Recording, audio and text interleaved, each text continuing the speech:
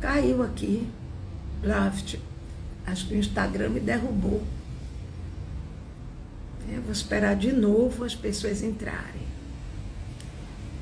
Rick NN, não sei quem é, seja bem-vindo, bem-vinda.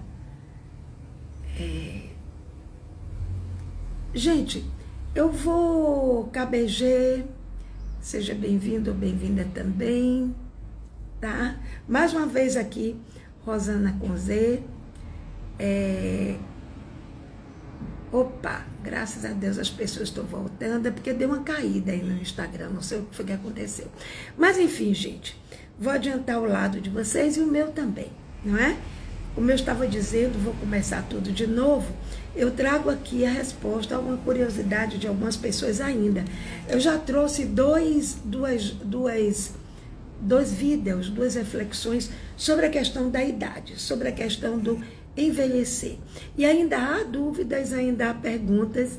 Então, não sei se é porque estão me achando velha demais e ousada, ou porque estão me achando uma velha com ar jovial, o que eu espero que seja. Pelo amor de Deus, hein? Embora eu não faça nenhum esforço para isso, porque não faço harmonizações, já não pinto mais o cabelo, o batom e um lapisinho de olho são o meu instrumento, só. Mas vamos lá, minha gente. Perguntaram como foi a minha vida, se eu sempre fui assim, equilibrada, como eu aparento ser, nas lives que faço, nas reflexões que faço. Bem, que bom que eu passo a ideia de que seja equilibrada, mas eu não sei, eu acho que eu vou deixar que as pessoas julguem, né? Porque a gente não é o que a gente pensa que é, a gente é o que o outro vê na gente. Isso eu aprendi ao longo da minha vida. O que eu posso dizer a vocês em relação a isso é que eu fui uma pessoa com uma vida muito intensa. Eu fui uma mulher que trabalhava 3 turnos, de manhã, tarde e noite, de manhã e de tarde em escolas particulares, à noite na universidade dando aula. Dei conta de minhas filhas, dei conta de de meu marido, dei conta da minha casa, da pessoa que trabalhava na minha casa, dei conta de mim. Não sei se dei muito bem conta de mim, porque quem é mãe de verdade, que tem uma vida tão intensa, acaba lembrando de todo mundo, esquecendo de si mesma. Mas eu tive uma vida, de um modo geral, bem intensa. Eu saía com meus colegas às sextas-feiras para ir num barzinho, saíamos da escola direto, comíamos pizza, ouvíamos uma boa música, eu como uma boa Cinderela. Às 8h10 no máximo eu estava em casa, não era todo dia, eram as sextas, porque nos outros eu estava trabalhando. Mas eu me permiti sim, eu me permiti algumas viagens, eu me permiti estar me divertindo sempre. Agora, gente, assim a gente vai aprendendo, assim, porque me perguntaram, você aprendeu só através da leitura? Eu digo, não, eu aprendi através da vivência, o conhecimento empírico, né? A leitura também me abriu portas para a vida, para o mundo, para tanta coisa. Eu me tornei uma mulher culta, eu me considero uma mulher culta, pela quantidade de livros que eu li, né? Agora mesmo, ó, vou até pegar para vocês verem, parece que é um livro revolucionário, mas não é não. Aqui, ó, América Latina, tá vendo aqui? Lado B, o crime, o bizarro e tal, escrito por quem? Pelo nosso querido, pelo menos pelo meu querido Ariel Palacios. É um livro excelente, olha a grossurinha. É um livro que fala de história, faz uma análise da história. Eu gosto muito de livros. Também estou lendo esse, ó, que eu estou apaixonada. A autora dele, a autora é Han Kang. Ela ganhou o Prêmio Nobel de Literatura. Ela é da Coreia. E aqui no livro ela fala sobre a revolução que separou a Coreia do Norte da Coreia do Sul. Comovente, doído, sofrido, mas é história. Ela mescla a história com a visão dela de mundo. Muito bonito o livro, vale a pena ler. Eu li rapidinho e gosto muito da leitura dele, entendeu? Então são 2 livros que abriram também portas para mim. Então a leitura me ensinou muito, mas a vida me ensinou muito mais. Porque, gente, tem um momento na vida que a gente pensa que sabe tudo, a gente não sabe nada. Na medida em que vamos envelhecendo, na medida em que vamos ficando mais velhos, a gente vai percebendo que adquiriu conhecimentos, adquirir uma bagagem que nem a gente mesmo se deu conta de que essa bagagem existia, né? Eu me tornei uma pessoa, assim, muito ativa, porque eu era uma liderança dentro de casa, eu era liderança na minha família, eu era uma liderança, né, como professora dos movimentos grevistas do sindicato. Então, eu faço minhas, inclusive, as palavras de Clarice Lispector, que muitos amigos meus dizem que, quando leem algum poema dela que se lembra muito de mim, eu digo que eu sou mais forte do que eu mesma. Né? Eu lutei muito, gente, eu sofri muito, eu vivi dramas, eu vivi tragédias familiares, certo? Mas eu lutei, eduquei minhas filhas com muita dignidade, dando limite, dando exemplo de ética e respeito. Ética inclui o respeito ao próximo. E de vez em quando umas psicochineladas que nunca fizeram mal a nenhuma das duas, pelo menos até onde eu saiba. E se fizeram agora, elas podem pagar um bom psicólogo, pegar uma almofadinha, dar um bocado de porrada pensando em mim. Mas tem mesmo, psicotapa, psicochinelada, só dessas, porque eu sempre achei, meu avô dizia que quem não fizer seu filho chorar, chorará por ele. Então eu tinha sempre essa coisa, né? Eu tenho que não fazer minhas filhas chorarem, mas eu tenho que criá-las para que o mundo não as faça chorar. Esse era meu princípio, né? Então, com isso eu fui aprendendo. Ninguém morreu. Está todo mundo bonito, todo mundo legalzinho. Então, eu fui sempre uma mulher ativa politicamente, sempre fui uma mulher ativa na arte, montava espetáculos com mais de 1.500 pessoas no Centro de Convenções de Salvador. Então, eu nunca parei sossegada. Fazia muito trabalho voluntário e somava tudo isso, ter que cuidar de minha vida, da minha história e das minhas filhas.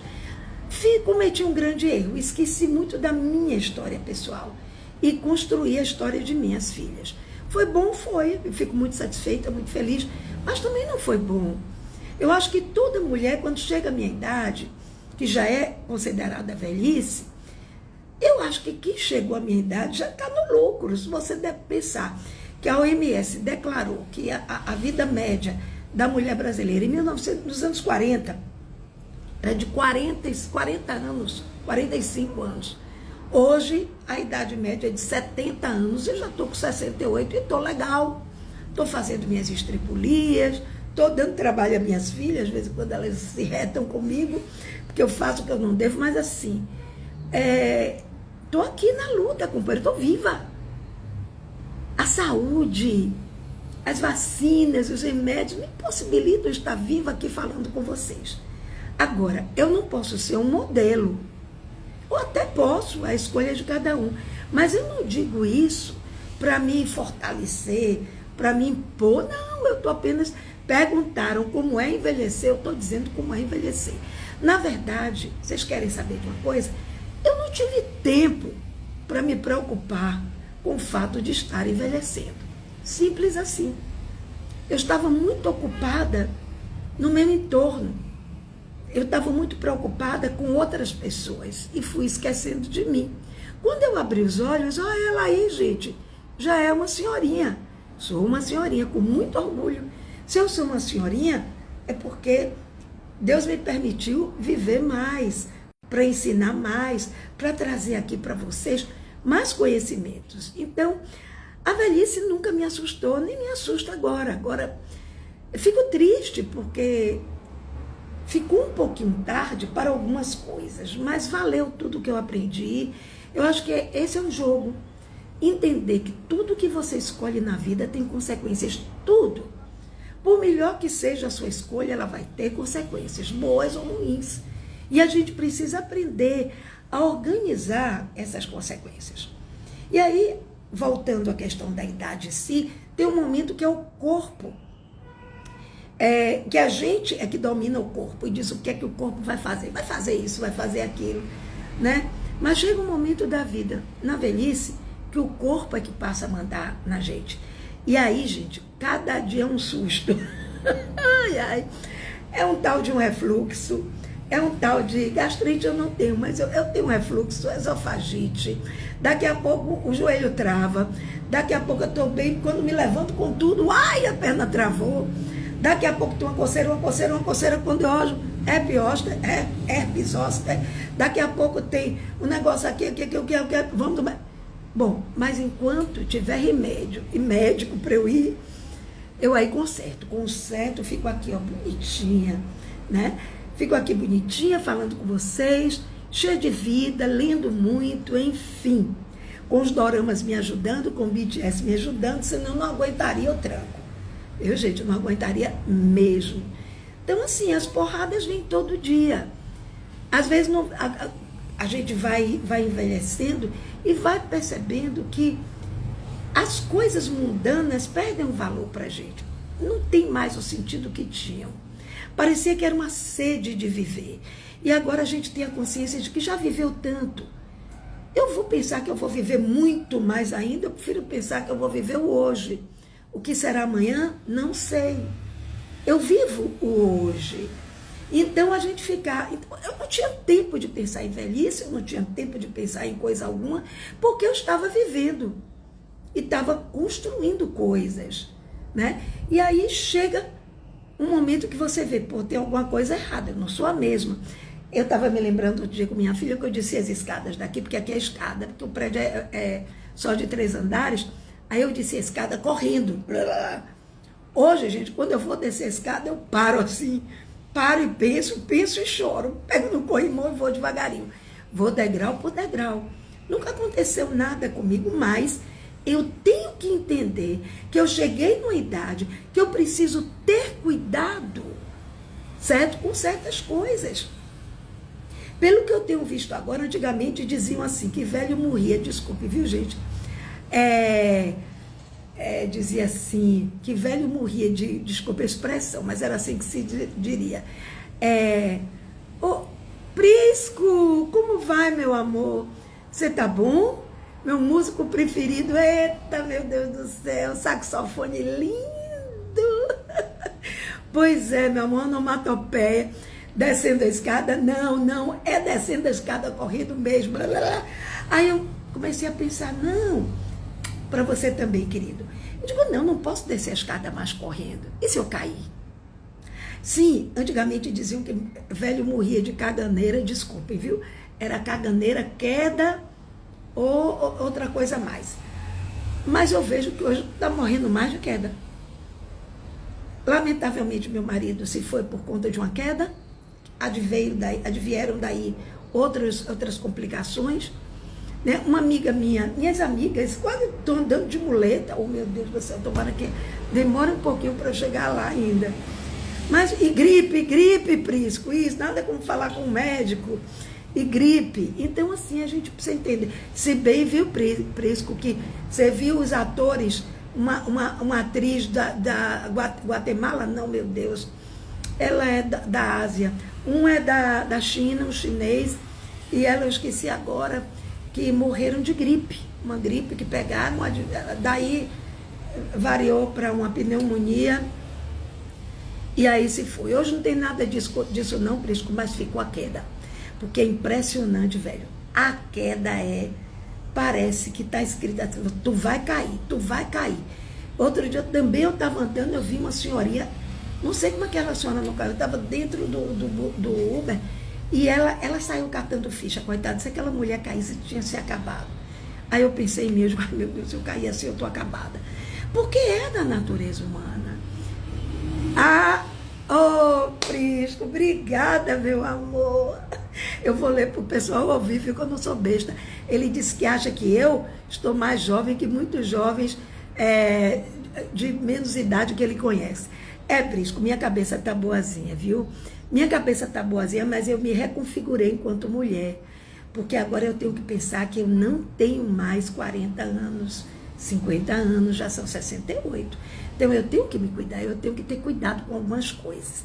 E aí eu deixei de gostar de sair para carnaval em bloco, como eu saía, eu ficava em cima do trio, ia comprava camarote, ganhava camarote, de Ivete Sangalo, Prisco, lembra? Ela ainda manda camarote, mas eu não vou mais, não manda porque eu não vou, porque, gente, eu preciso entender que não dá mais, eu não quero muita gente, cheiro de bebida, me dá aflição, aquela coisa aí, dá vontade de voltar para minha casinha. E quando a gente vai ficando mais velho, eu vejo isso pela maioria absoluta de minhas amigas. O melhor momento é quando eu chego na minha casa, que eu chamo de minha conchinha. Quando você chega em casa, que a noite cai, você pensa, eu quero ir para minha casa, eu quero me sentir segura. E na casa da gente, a gente se sente segura, a gente se sente bem. Eu já disse, eu não quero ninguém morando comigo, porque eu não quero dividir meu controle remoto com ninguém. Eu boto lá, ó, meus doramas, meu K-pop, BTS, boto nas alturas, boto baixinho, minhas orações, e fico curtindo o meu mundo. Esse agora é o meu mundo, é o meu mundinho colorido. Aqui eu penso, aqui eu escrevo meu livro. Por sinal, convidar todos vocês, viu, Prisco, você que veio aqui hoje, a Lília também, todos vocês lindos, que em breve eu estarei lançando meu livro ainda este ano, depois lá para o mês de julho, que vai ser Mulheres Flores. Vocês vão gostar, eu acho que vocês vão gostar. Pelo menos a editora fez muitos elogios, então vou confiar na editora. Bom, aí minha filha disse para mim que eu estava fugindo da vida. Mãe, você está fugindo? Eu disse, não é fuga. Eu querer estar na minha casa não é fuga. É que aqui eu me sinto segura. Aqui eu me sinto bem. Certo? Aqui eu me sinto cuidada. Aqui eu desligo o celular para não ouvir chamados à noite. Porque tem gente, gente, vou dar um conselho. Se vocês têm sua avó, sua mãe, uma tia mais velha, não dá notícias ruins para elas à noite. Não mande coisas para elas resolverem à noite. Mãe, olhe, procure aí um documento para mim. Não precisa ser agora, não. Pô, se não precisa ser agora, por que ligou naquela hora? Aí eu já fico, não, eu tenho que procurar um documento. Agora eu não faço mais, não. Agora eu desligo o telefone. Você quer dar uma notícia? Não dê à noite. Um idoso de noite precisa sonhar, precisa de respeito, de sossego, de paz. Sabe quando a gente educa filho? Quando eu era pequena, me dizia assim, engula o choro.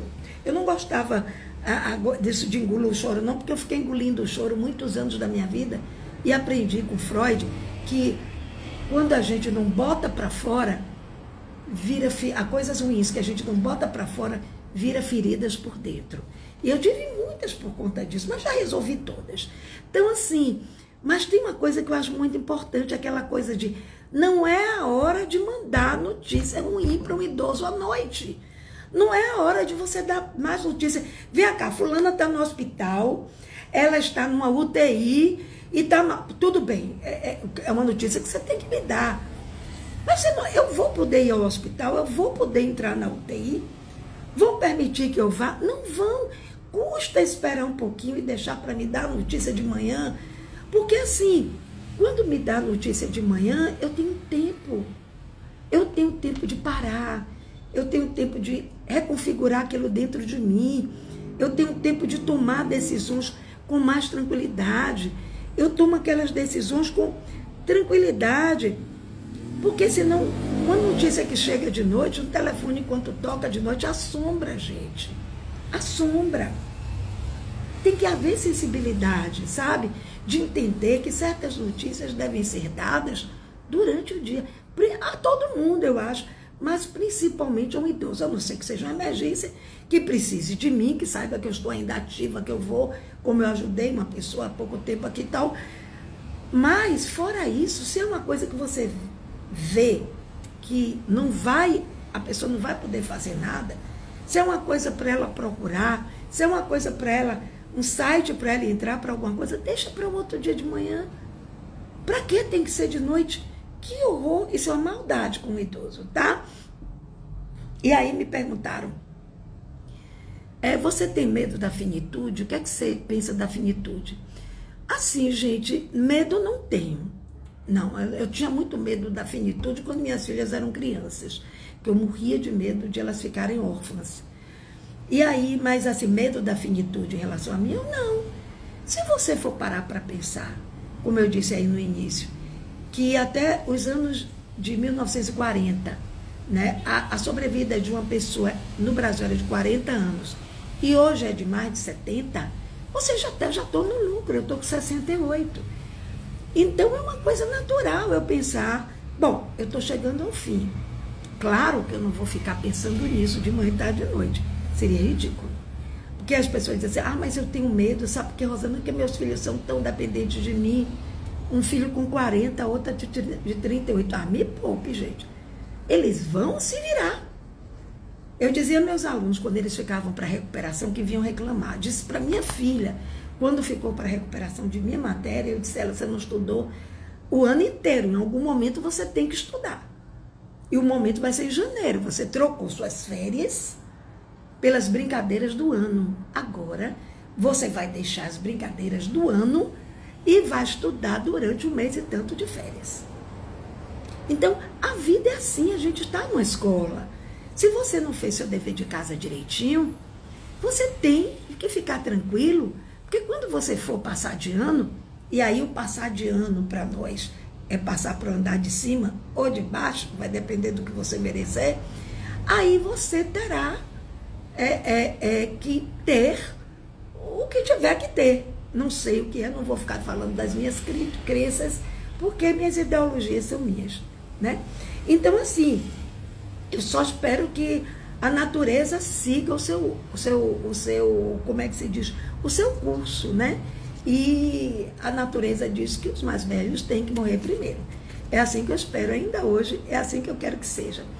Então, eu estou aqui porque eu quero saber mais, eu quero aprender mais, para poder estar aqui falando com vocês. Eu quero fazer muito mais. Então, a gente precisa entender, por exemplo, a minha paróquia tem um padre Silvio, que eu amo, eu e a comunidade inteira. Eu disse a ele que eu adotei, que ele é meu filho adotivo, que ele tem 40 e poucos anos. E agora, do nada, aí manda uma ordem para ele que ele vai se mudar para São Paulo. Minha gente, foi um chororô na igreja. Eu chorei. Aí eu peguei o microfone e falei na igreja, a gente não pode ficar calado. A gente precisa lutar e vamos lutar. Eu já tenho uma reunião marcada com o bispo, vou conversar com ele porque eu quero entender o que é isso. A Santa Inquisição no formato moderno, porque a escravidão ela continua no formato moderno, só que o empregado não dorme mais na senzala, ele entra pelo elevador de serviço. É até proibido, mas alguns prédios de luxo, alto luxo, ainda fazem isso discretamente, só que não, né? E assim, não existe mais a senzala, mas ainda existe por parte de muitas pessoas, não agora que existe a lei da empregada doméstica, blá, blá, mas você vê que toda hora se descobre o trabalho escravo, toda hora se descobre uma exploração com crianças, com adolescentes, com idosos. Então, gente, mudou? Não, reconfigurou. As coisas continuam, as guerras sempre existiram e por isso ainda continuam existindo. E eu vou dizer uma coisa a vocês, até para encerrar, sabe? É que eu aprendi na minha vida inteira, até como sindicalista que fui, eu era base, eu aprendi a vida inteira uma coisa muito simples. Toda guerra se faz com o silêncio dos justos. Hoje eu questiono se essas pessoas são mesmo justas ou não. Porque o que a gente está vendo é um transe no mundo, não é? Com presidentes que estão querendo provocar guerras, que estão querendo impactar o planeta para mostrar sua força bélica e sua força financeira. E as pessoas abaixam a cabeça para tomarem chicotadas. Rosana, a gente vai entrar em guerra? Não, porque a gente não tem nem condição. Mas a gente vai parar de ficar lendo notícias fakes e saber o que está acontecendo de verdade, para não dizerem mentira. Gente, eu sou uma pessoa que pesquisa. Sempre gostei de história. Sempre gostei. Então a história, ela nos dá, sabe, ela é a estrutura da construção da nossa sapiência, da construção da nossa inteligência. É a história. Porque você pode mascarar tudo, mas a história é difícil, porque os pontos centrais estão ali. Estão ali. Então a gente precisa entender que a história é a base para você entender até você mesmo. Quantas vezes uma pessoa lhe julga, ou lhe ofende, ou lhe magoa, e aí você pensa, ela não sabe nada do que eu vivi. É a mesma coisa. Tem gente que apedreja uma, apedreja outra, não sabe nada do que aquela pessoa viveu. É preciso que a gente tenha cautela. Isso eu aprendi também com a velhice. Cautela. Cautela é uma coisa muito boa. Então, para você não ter que ficar pedindo desculpas, pense antes de falar. Então, essa é a minha mensagem para vocês. Envelheça sim, não é ruim. Só é estranho, mas não é a pior coisa do mundo. É a única coisa verdadeira, é a única coisa certa no mundo. Seja uma pessoa legal, seja uma pessoa humana, empática, sabe? Não engula mais só cobras e lagartos que ferem por dentro. Não, diga as coisas olhando no olho ou silencie e esqueça o assunto. Tá bom? Um beijo para vocês. Obrigada pela presença dos que aqui estão. Fiquem bem. Oi, Ana. Que pena que você chegou agora, eu estou terminando. Mas olha, gente, eu peço a vocês, por favor, não saiam agora sem antes marcarem aí um okzinho, um coraçãozinho, por favor. Me ajudem aí, tá bom? Diga que vocês... aperta o botão do ok, viu? Eu vou ficar muito grata. E vai ficar aí no meu feed. Depois, se vocês quiserem, vocês podem entrar e compartilhar essa live com outras pessoas. Tchau, tchau. Uma boa tarde. Uma excelente semana. Beijo. Tchau. Fiquem com Deus.